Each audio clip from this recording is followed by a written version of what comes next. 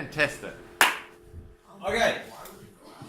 Can someone check, am I on the screen? Can you see here? Yeah. Can you see this? You can, this is the limit? That's it? And the context is, you see that yellow paper? That's where the edge of it is. So it's like there. Yeah. Okay, fantastic. Is that going to be there the whole time? Because that is frustrating. Maybe you have to remove the Menu. Look at that. So, the maths. Okay, pretty much. This is what you're going to do on Thursday. You're going to do 3 models. To make a model, I think you need 5 minutes tops to make a model. Right? To do, what's the other thing we have to do once we've got models? Properties. You need 3 minutes tops. A minute per property. They're not that hard. Domain, range, intercepts, blah blah blah. You do heat. Fit. Talking about that fit, I think you need 3 mins. How long is that? 33. Yeah. So we got 11 mins times 3 models equals 33 minutes. Right? Getting yourself set up and on Desmos, I reckon that's 2 minutes. We're at 35 minutes. So there's 2 more things. Excellence. I think you need to allocate 20 minutes. And then to check, you need to allocate 5 minutes. And then we're going to say, to get on Desmos and all that jazz, 2 minutes. Is the excellence question online? You're going to get a booklet. So you guys are going to get a booklet. You can do all of your properties and you can do your model in the booklet. Right? So you're going to use Desmos to plot it and check if it works and see the fit and maybe check like turning points for properties. But you're going to write down everything on a piece of paper, right? Any questions? No? Okay. So let's show you what I would do. Number 1, always start with a origin. What model is the easiest model? Parabola. Always start with a parabola. What do we have here? Oh, look at that. We have 2 intercepts. So I'm going to use what? Intercept form looks good to me. So I know that f of x equals k. Intercept form is going to have x minus, where's the first intercept? 0. And then the second one is at x minus 45. Look at that. So this is my model. What point am I going to plug in? Oh look, there's a point right there. So then I'm just going to plug that in and do some algebra. If you want, you could just use the slider. You could do this. You could type in what you know so far. F of x equals, I'm just going to put kx. Why can I just put an x like that? Because it's by itself. Yeah, because it's my stereo. So you could do it like this and just slide this. Oh wow, that's not working. Let's change this. Oh wait. It's probably going to be something like what? 0.2? No, I'm going the wrong way. Negative. It's going to be negative 0.1. Ooh, look at that, we're getting there. So you can just mess around with it. Oh, I'm going to have half of that. Look at that. Oh, that's too much. Let's make that a 7. Oh, that's not enough. Oh, wait, actually 7 goes through the thing, but not quite. See how I've just sort of messed around? You can do it like that, or you can do it like this. I know the point I want to go through. It is 1025. So I'm going to do at 1025. So then I can plug in 25 equals k. 10. 10 minus 45. 10 minus 45, what's that? Negative 35. Negative 35 times 10. Negative 3. And then I can go 25 over negative 350 equals k. Negative 1 over 4. Yes. Okay, so now I could just put that straight into there. Negative 1 over. Oh, wait, my thing's on. Right? That's my first model. Look at that. Done. All of the work I need to do on Desmos is finished. Right? That's all you need for the first model. Now, 3 properties. Let's go. What's the easy ones? Intercepts. X intercepts. X ints. We've got 0, 0, and 45. 45, 0. Domain. All Ooh, but our model, what's the domain of our model? 0 to x equals 0 to x equals 45. Yeah. So yeah, you're right. The domain would be all of x, or all of the real numbers for the whole graph, but our model we're only concerned about from here to here. So that's our domain. What's our range for that domain? Up to the vertex. Look at this. We don't have to do any maths. We're being tested on graphs, not algebra. So it goes from where to where? X is less than or equal to 36.16. Yeah. You guys can do y equals if you want. Other classes I know that they're doing that. But because I'm using f of x, I'm just going to put f of x in here. But you guys can use y, that's fine. Where am I going to, sorry? 36.16. Okay, that there is 3 properties. That's all you need. And we need to be quick. If you're spending more than 3 minutes on it, just move on and come back to it later if you want more time. Yes. We already need those. That will do. You could also, if you want to be really sure, vertex equals TP equals... Oh, this. You just did 2 more properties. Because you gave them a vertex and a turning point. And in fact, you could also say y-intercept. And that's every... I know, it's easy. Do you need symmetry? Ooh, look at that. That's another one. You do not need to have all of these. You only need 3 properties, I think. I talked to Mr. Boren. But let's just do it anyway. What's the symmetry at? X equals... 22.5. Symmetry. That there is, you've overdone this. And you probably spent more than 3 minutes. Okay, let's talk about the fit. Where is the fit good? X equals 0 to x equals So maybe we'll call it this. 15. And then when does it... Oh, and then so here. So what happens from here to here? What is bigger than what? Or higher? So we could say, this is our comment for the fit. From x equals 0 to x equals 15, what? Yeah, the model matches the PowerShell. If you want to quantify, you could say, for example, at x equals what? You could plug in at x equals 15 and get an output. Oh, and you can get all your numbers as well. Yeah, you could plug it in and get actual numbers. I think that they want you to quantify that, right? So let's do that. Let's just pick one. We'll say x equals 10. So we could say f of 10 equals... Couldn't you just hover over it and just push? Oh, can you just do that? Maybe you can. You can. Gotta So- click it first. You guys do this? Yeah, why not? Let's do it. Yes. Pardon? Hacks. Oh wait, Second time. that one's already got a point, right? Right. So what, can you just... Oh, doesn't do this.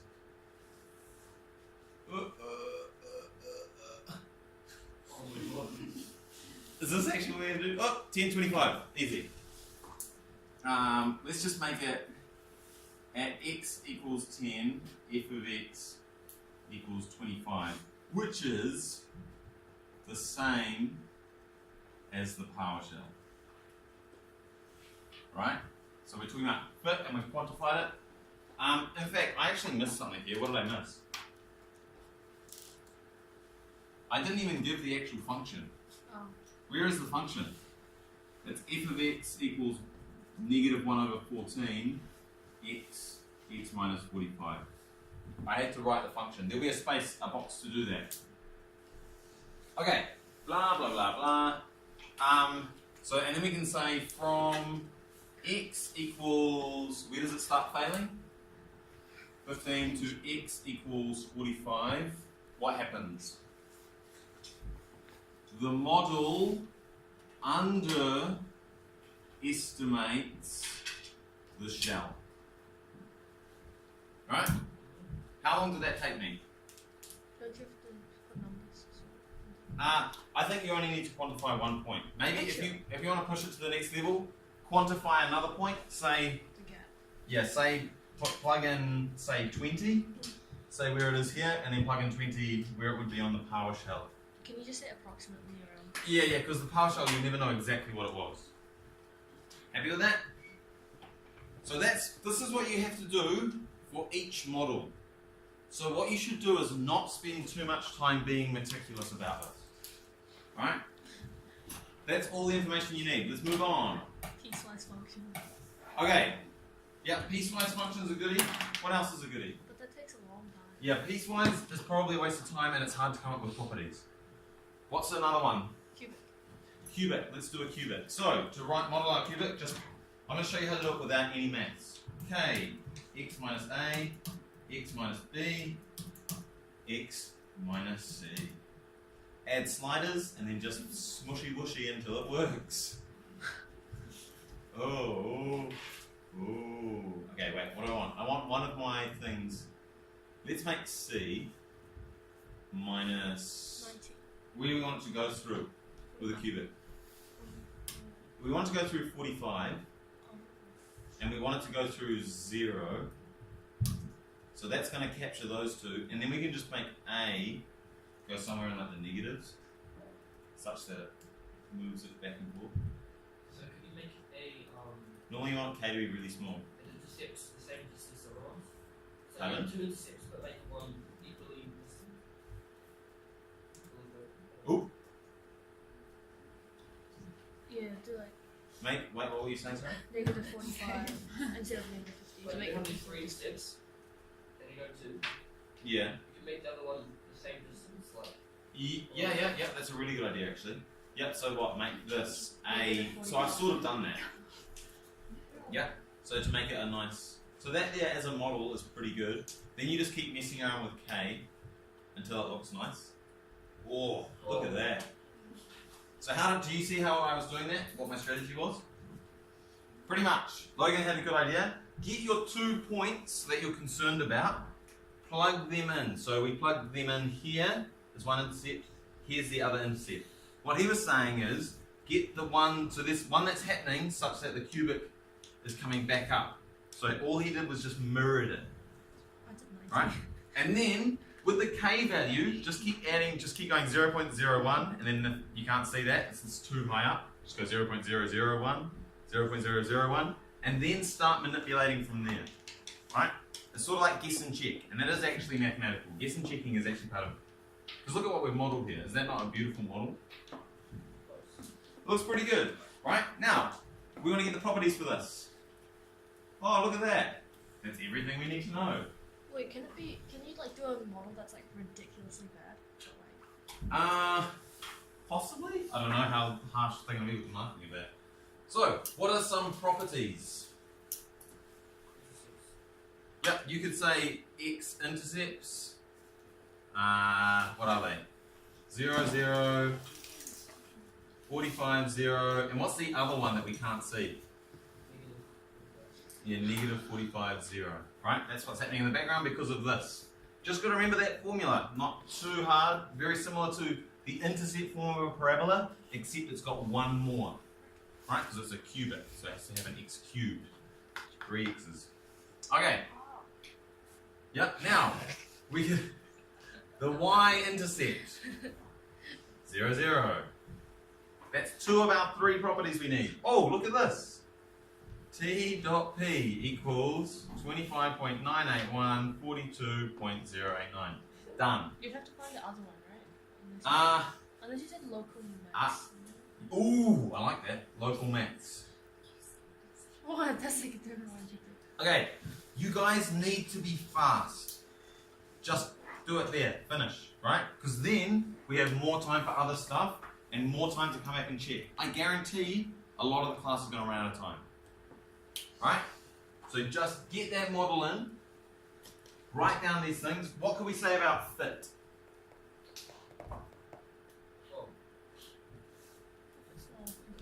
So, perfect fit. yeah, you could say that it's really good.